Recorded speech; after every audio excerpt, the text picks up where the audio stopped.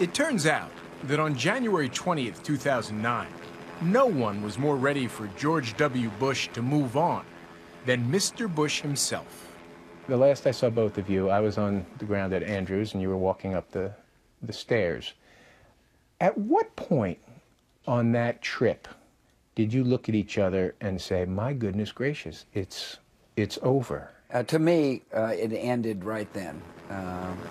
Immediately. Even as you're taking off from the Capitol to get to Andrews, you know this is over. It's over, and we're starting a new chapter in our life. It was clear to me. We'd given it our all, and we were headed home. Home to Texas, where George Bush is still a favorite son. I know that you are very happy to be back here. Living what I call the afterlife in the state that George calls the promised land. The afterlife in the promised land. Turns out it's Dallas and now. That's right. I think the title of this wall should be George and Laura are blessed with a great family and a lot of wonderful friends. Yeah, come on, Barney. At their new home in North Dallas, George and Laura Bush are happily settling into that afterlife. Come on, come on. And if you're wondering whether Mr. Bush is mired in any second-guessing of the decisions he made as president, forget it. Want to get the ball? You're telling me you sleep well at night. Yeah, I sure do, particularly when I ride my mountain bike hard. But when I looked in the mirror when I got home, I was proud of what I saw. The next chapter of his life, it seems, won't include any tortured soul-searching.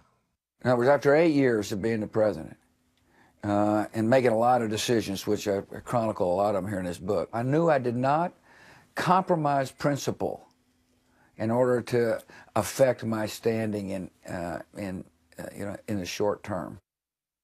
The book is Decision Points, an examination of the critical decisions that defined his presidency.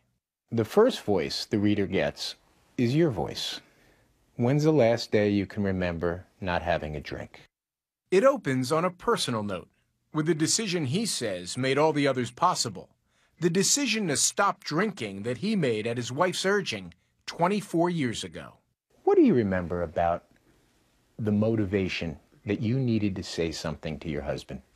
Well, I just thought George was drinking too much, and I knew that he didn't want to live like that. And we had little girls.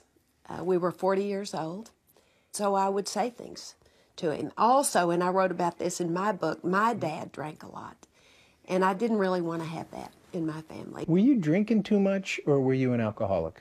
I probably drinking too much. You know, I didn't. My quitting didn't require an extensive program, and therefore I guess or assume that mine was an addiction, not a genetic predisposition to drink. I guess the best way to put it, I had a conflict between my desire to drink and my desire to be a good husband and dad, and it seemed to me alcohol was winning. Mr. Bush writes about everything from running for president to the stem cell debate to 9/11 to the Iraq War and the weapons of mass destruction that Saddam Hussein didn't have. You write about Iraq that no one was more shocked or angry than I was when we didn't find the weapons. Yeah. I had a sickening feeling every time I thought about it. I still do. Right. What was sickening? Well, because what was sickening is the fact that so many people felt that that was the only reason we went in to liberate Iraq. And so the case itself became undermined. And frankly, the failure to find weapons of mass destruction in some ways let Saddam off the hook. Didn't it undermine the legitimacy of the U.S. invading? Well, you know, that's part of the problem. You know, in some people's minds, they said, wait a minute, if this was the main part of the case, we made a mistake. I don't agree with that. I think that the liberation of Iraq not only makes America more secure, it gives 25 million people a chance to live in a free society, and that free society, over time, will have a transformative effect in the Middle East. And so the liberation, in your view, justifies everything. Well, I think, in my view, what justifies everything is the removal of a threat. In other words, the decision to leave him in power in my judgment, would have been a decision that could have created enormous chaos in the world. In other words, one could envision a nuclear arms race between Saddam and Iran, and then they'd have been saying, wait a minute, the failure to act created enormous stress. Failure to act could have been the subtitle of the chapter on Hurricane Katrina. This man, who saw decisive as his political brand, I'm the decider, and I decide what is best, and what's best found his presidency undermined by his delay. Why was Katrina the one event where you took too long to decide? I got caught up in the legal system. It's not an excuse. I'm just giving you the facts. And that's But you're the president of the United States. No, I know. But in this case, in order to send troops into New Orleans, the law says that the governor must declare an emergency and request, or I have to declare an insurrection.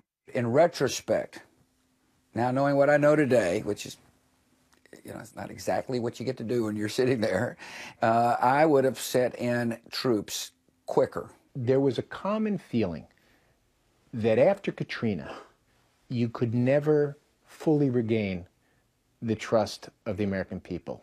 I felt Katrina was a part of a very difficult period for my presidency. In other words, I said, let's reform Social Security, and a Republican Congress didn't. Iraq was very difficult in '06, and Katrina was just a part of a narrative that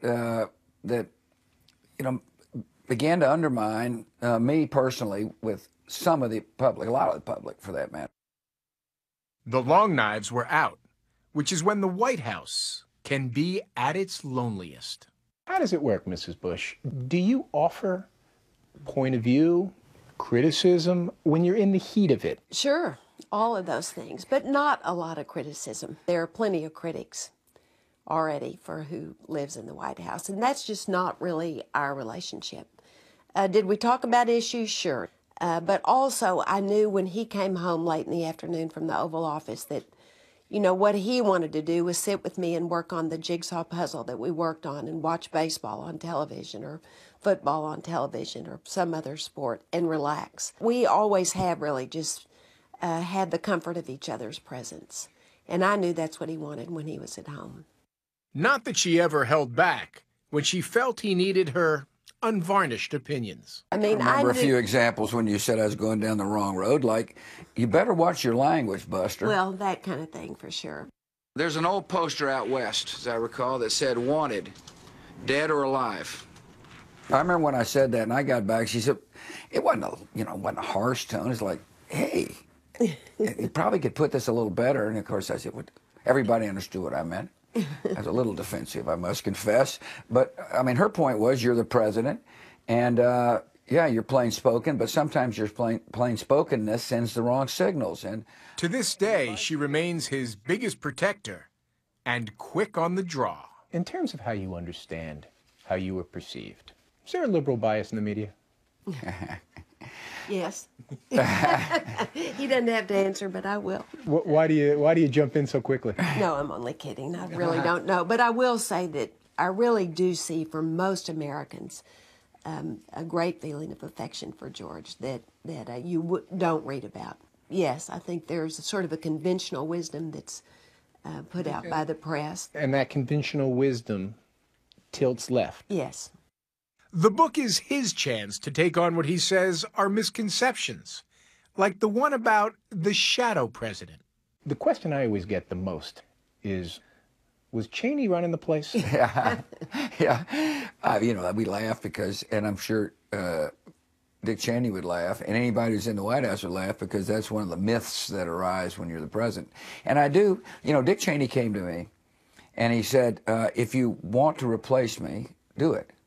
Which I thought was unbelievably magnanimous. And any party you think, if I do this and replace him, that'll put an end to is Cheney running the joint? Well, that's exactly right. That would have helped eliminate the myth. But the problem in that logic is that I liked the job he was doing. Cheney is a friend. He did a great job as vice president, and it would have been incredibly self-serving and shallow to have made a decision about my vice president based upon some misperception. Yeah, this is a very dramatic picture. That is in right after the 2001 inauguration. Another misperception, he says, that there was some deep-seated rivalry with his dad. When people read this book, they're going to realize that my relationship with my father is based upon admiration and love and appreciation, that he gave me the great gift, and that is unconditional love. So that's another myth that can be disposed of, that there was some Shakespearean drama playing Yeah, out. exactly, some kind of psychological drama being played out. I mean, no, Their home in Dallas is where George and Laura Bush want to focus their energy now and return to as much of a normal life as a former president could have. It was an interesting experience to be walking this neighborhood and realize I hadn't done that in over a decade. And I pointed out Barney had never done it. And then all of a sudden I got a plastic bag on my hand, picking up that which I had been dodging for 8 years. Symbolic. Yeah, very symbolic. Barney, And while some things about him now might surprise you, I think it's very telling that on your wall, we don't see any world leaders, but we do see Siegfried and Roy. No one's going to believe this. Yeah, You realize that? particularly Siegfried and Roy.